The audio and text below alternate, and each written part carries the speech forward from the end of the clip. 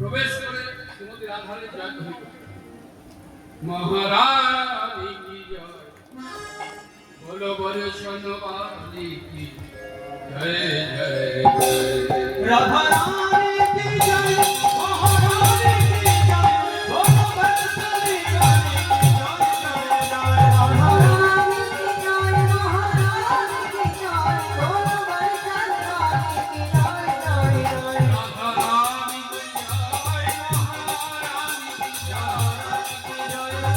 মহারানী কি জয়, মহারানী কি জয়, মহারানী কি জয়, বলো বৈষ্ণবানী কি জয় জয় জয়,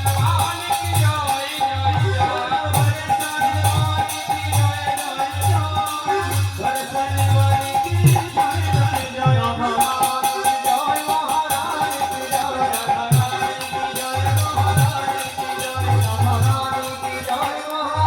কি জয় জয় জয়, প্রবেশ করে আমরা শ্রীমতী রাধারানী জয়ধ্বনি করলাম। এবার সকলে মিলে একটু প্রাণ গোবিন্দের জয়ধ্বনি বলো, বৃন্দাবন বিহারী লাল কি। না, এখানে একটু ভুল হলো, এখানে জয় হবে না। বৃন্দাবনে গেলে পরে বিশেষ করে এগুলো জেনে রাখা দরকার। বৃন্দাবনে বিশেষ করে মথুরা বা নন্দগাঁও, সেখানে গিয়ে কোনো ভক্ত যদি ওই ভগবান গোপালের কাছে দাঁড়িয়ে কান্নাকাটি করে, ওখানকার যিনি সেবক রয়েছে তিনি কিন্তু বলবে,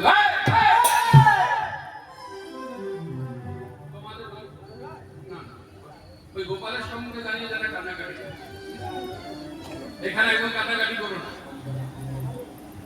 কেন? ভক্ত ভগবানের কাছে সে কাঁদবে না তো কি করবে? বলছে শোনো, কাঁদতে যদি হয় তুমি রাধা কুণ্ডের তীরে বসে কান্নাকাটি করো, কাঁদতে যদি হয় তুমি শাক কুণ্ডের তীরে বসে কান্নাকাটি করো, কিন্তু আমাদের গোপালের কাছে নয়। কেন? আমাদের গোপাল রাজার ছেলে, তার এখানে কোনো দুঃখ ছিল। তা কি করতে হবে?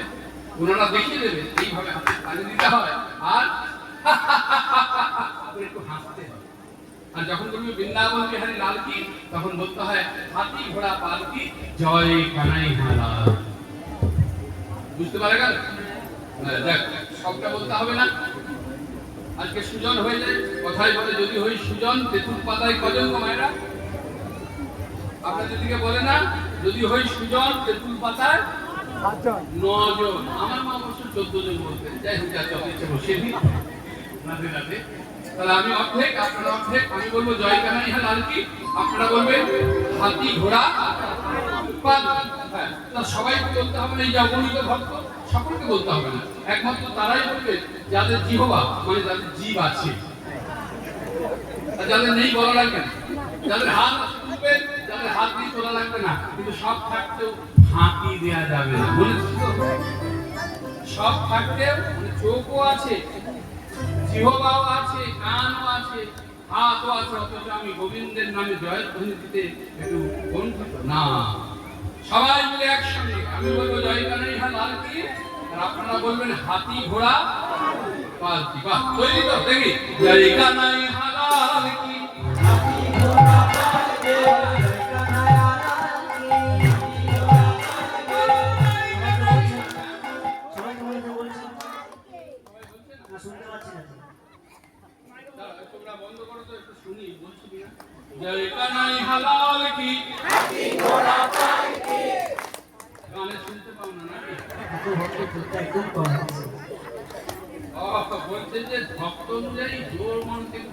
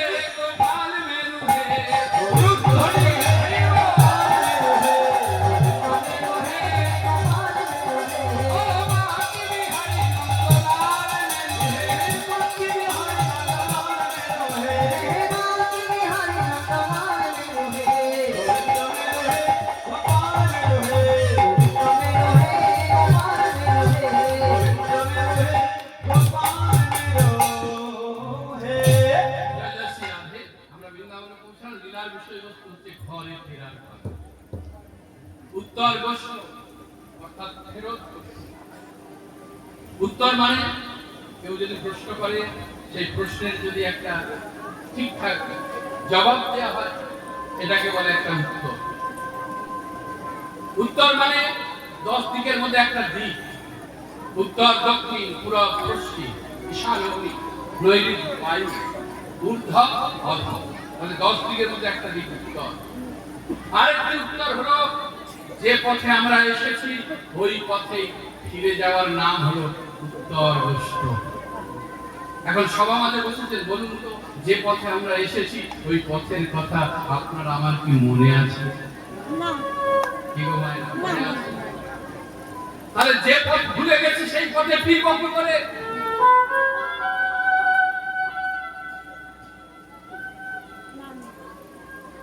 সেই পথে আমাকে আপনাকে কে নিয়ে যাবে?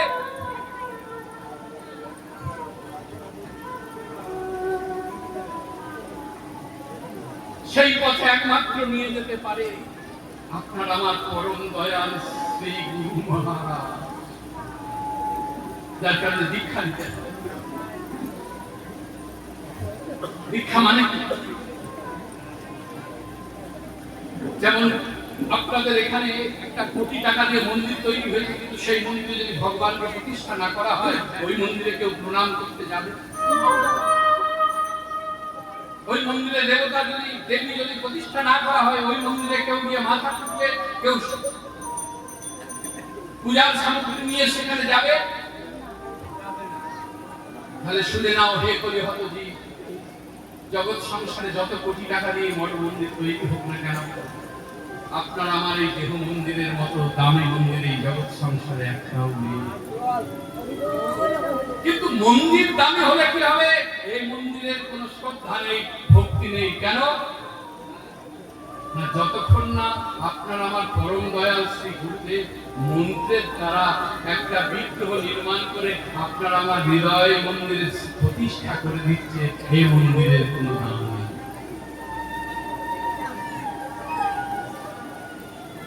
দীক্ষা না দিলে, কৃষ্ণ নাম না বললে, হরি বল না বললে ফিরতে তো পারবো না, সেটা পরের কথা।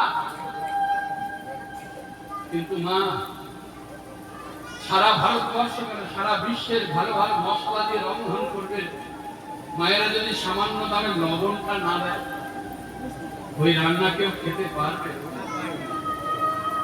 কারো দেহ থেকে যদি প্রাণ চলে যায়, ওই মৃত শরীরে যদি কেউ ভালো ভালো অলংকার দিয়ে সাজিয়ে দেয় আর শোভা পাবে? পাবে না।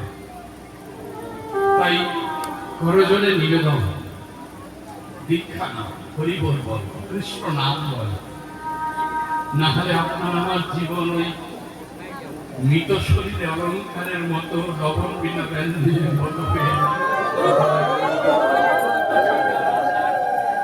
তাই ঘরে ফিরতে হবে। কানাই আজকে ডাকছে, শ্রীরাম রে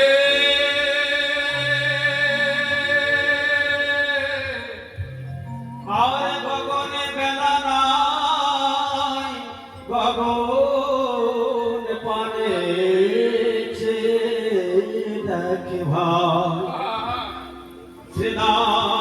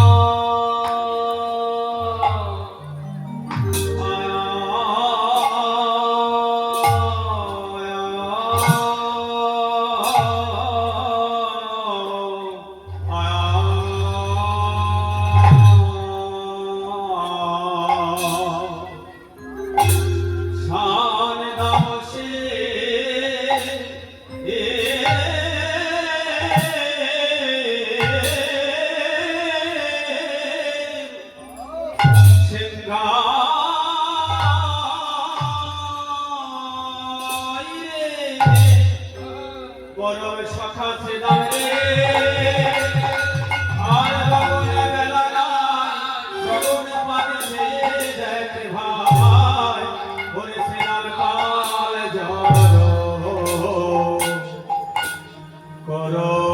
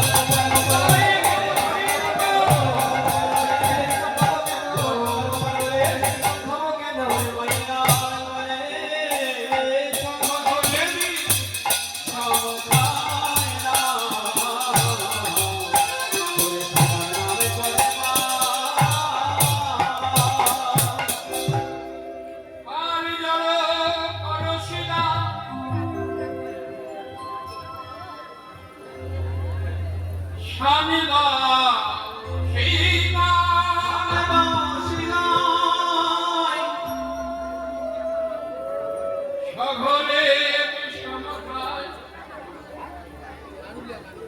নাম করে মা করে মা ও মায়েরা বসো বসো বসে রাধে রাধে যা গেলিয়ে দেন আস্তে কথা নয় কথা নয় কথা নয় স্থির ভব চিত্তকে স্থির করতে হয় আমি তো কয়েক ঘন্টা রুখেছি সেই কলকাতা থেকে আপনাদের চরণে ছুটে এসেছি কৃষ্ণ কথা বলার জন্য। তাই তো নাকি আর আপনারা যদি সহযোগিতা না করেন মাথার উপর যে বেরিয়ে যাবে শেষে আলোচনা হবে নাড়া মাথা ছেলেটা কি যে বোঝে গেল বুঝতেই পারবে না। তাহলে বোঝার জন্য চিত্তকে স্থির করে পাল জড় করো শ্রীরাম শান্ত এটা কেন লীলা এটা লীলা তাহলে জীব শিক্ষায় কি বলছে ভগবান যে লীলা করলেন শুধু কি গোষ্ঠ গোচারণে গিয়ে সখাদের সঙ্গে খেলার জন্য ঘরে ফেরার জন্য মায়েরা আপনার আমার যে ইন্দ্রিয় বহির্মুখ হয়ে আছে একটা তরিকেও তো জানে বওয়াতে পারছি না সবই ফাটাটা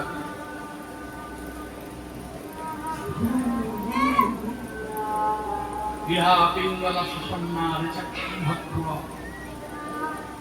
না ভিড়ে বায়ুকে আবদ্ধ করে ঝোঁক ধরে বসলে তবে তো হবে একটাকেও জড়ো করতে পারছি না সব ছড়িয়ে ছিটিয়ে আছে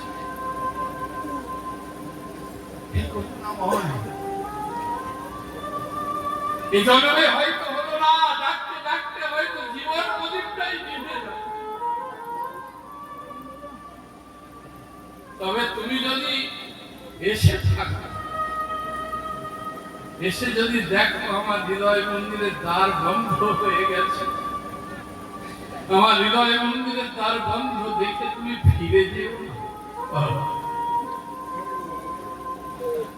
হৃদয় মন্দিরের দ্বার বন্ধ দেখে ফিরে যেও না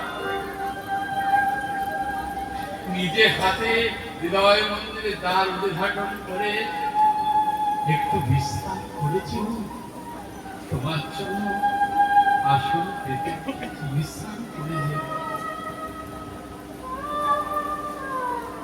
তাহলে যে সকল ইন্দ্রিয় ছড়িয়ে ছিটিয়ে আছে তাকে একত্রিত করতে হলে তাকে জড়ো করতে হলে পার্থিব জগতের কোন বন্ধু বান্ধব পার্থিব জগতের আপনার কোটি টাকার সম্পদ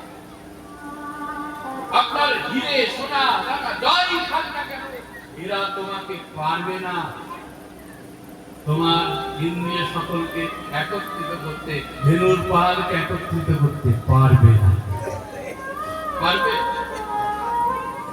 কিন্তু আমরা বুঝি না আমরা সেদিকে এক কথায় অমৃতের ভাণ্ড পাশে রেখে আমরা বিষের ভাণ্ডের চুমুক দিতে বেশি ব্যস্ত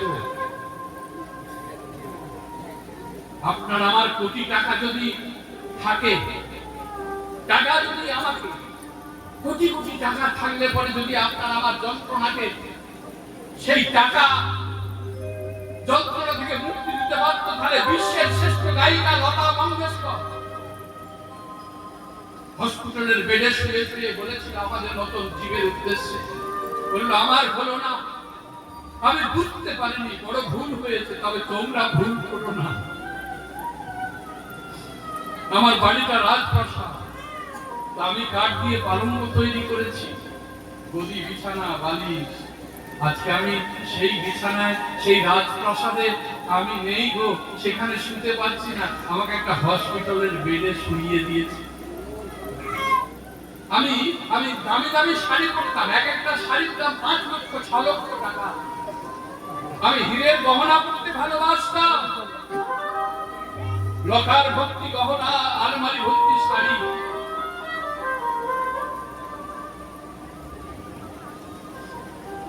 একটাও আমি ব্যবহার করতে পারছি না আমাকে একটা হাফ গাউন পরিয়ে দিয়েছে আমার মাথার চুলটা ঠিক করার জন্য 4-5টা মেয়ে ছিল, আজকে আমার মাথাতে একটাও চুল নেই। হ্যাঁ, আমি 5 স্টার 7 স্টার হোটেলে খাওয়া দাওয়া করতাম, আজকে আমার খাওয়া দাওয়া দিনের বেলা একটা ট্যাবলেট, রাত্রে 1 চিমটি লবণ। আমি প্লেনে যাতায়াত করতাম, আজকে এই মেয়েগুলো হাতে ধরে একবার বারান্দায় নিয়ে যায়, যদি দয়া আবার এনে বেডে শুয়ে দেয়। আমি যে মঞ্চে দাঁড়াতাম, লক্ষ লক্ষ কোটি কোটি ভক্তের আমি জীবন, আমার কণ্ঠে নাকি সরস্বতী বিরাজ করে, আমার কণ্ঠের ধ্বনি শুনে জগতের মানুষ পাগল হয়েছে। মন্ত্রী এমএলএ তো দূরের কথা, প্রধানমন্ত্রী তো দূরের কথা, আমি রাষ্ট্রপতির কাছে পুরস্কার পেয়েছি। আমার কত কোটি টাকা আছে আমি নিজেই জানি না, কিন্তু এত পরিচিতি, এত টাকা, বিশ্বাস করো, এত টাকা, এত পরিচিতি, কিন্তু আমাকে যন্ত্রণা থেকে মুক্তি দিতে কেউ পাচ্ছে না। সময় চলিয়া যায় নদীর সাথে,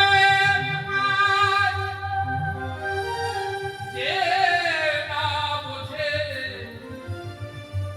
তার জীবনের শতাব্দী, তার জনমের শতাব্দী। আর ঘড়িটার দিকে তাকিয়ে দেখো, সোনার কাঁটাটি কেমন বলছে টি টি টি। সময়ের বড় শক্তি, সময় চলে গেলে আর কিছু হবে না। তাই সময় থাকতে সব রাস্তায় করে ভালকে ঝড়ো করো। ফিরতে হবে, ফিরতে হবে। তাই তো কানাই বলছিস, তাম আর দেরি করিস না রে, ফিরতে হবে। পাল জড়ো পরশুরাম সান্দাও সিঙ্গার, সকলে বিষম খায় নামে করে মা। আজি মাঠে আমাদের বিলম্ব হেরিয়া, ও আজি মাঠে আমাদের মায়ের ধুলি দায় হেরিয়া। আজ মাঠে আমাদের বিলম্ব হেরিয়া। কেন বুঝি কানে মাতা কত ভালো যাইয়া। ওই বুঝি কাঁদে মাতা কত পানে চাইয়া। বুঝি কাঁদে মাতা কত পানে যাইয়া পথ পানে চাইয়া। দিলাম মাতা দান ভালো নয় ভাই। ওরে মাতা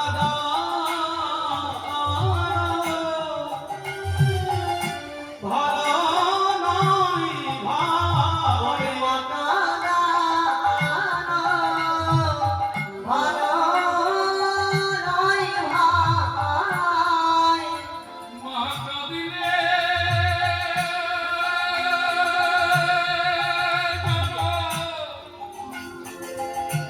যাবে না ভালো। ওরে মাতা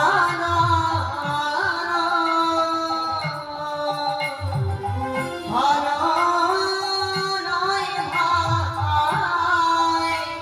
মা কাঁদিলে যেন যাবে না ভালো। মা কাঁদানো ভালো নয় ভাই। শ্রীরাম, মা কাঁদানো ভালো নয় রে। সকাল করে ঘরে ফিরেছে, ভগবান বারে বারে আমাদের শিক্ষা দিয়েছে, কিন্তু আমরা অধম সন্তান। আজকে চারিদিকে তাকিয়ে রাখবো তো পিতা মাতার নয়নের জল সন্তানের জন্য, কিন্তু বলতে পারো মায়েরা, আমাদের মতন অধম সন্তানকে যখন আপনারা গর্ভে ধারণ করেন, কিসের আশায়, কিসের নেশায়, কিসের লোভে? আমাদের মতো নবম সন্তান বোঝে না যে এই জগৎ সংসারে একমাত্র নির্বিরোধ যদি থাকতে হয়, যাদের ভালোবাসায় কোনো স্বার্থ থাকে না, সে হলো আপনার আমার পিতা মাতা, সে হলো আপনার আমার পরম দয়াল শ্রী গুরুদেব, সে হলো আপনার আমার সেই সর্বেশ্বর ঈশ্বর ভগবান। অদ্ভুত স্বার্থের জন্য